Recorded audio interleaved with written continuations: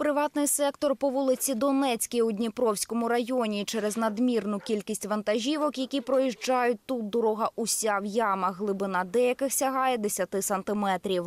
Когда приехали мы на дорогу Донецкая, она была в аварийном состоянии.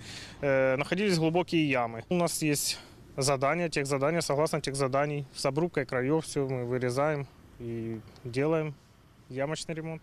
Вибоїни ремонтують за допомогою так званої обрубки країв. Знавці впевнені, це покращить якість ремонту та позначиться на терміні, що слугуватиме нове покриття.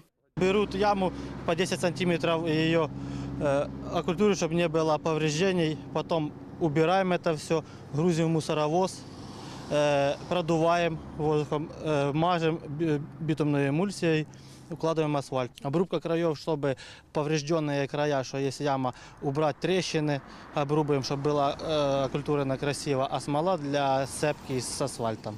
Після всіх приготувань яму заповнюють асфальтом і закатують за допомогою спецтехніки. На 5000 метрів Донецької вулиці витратять близько 5 тонн асфальту.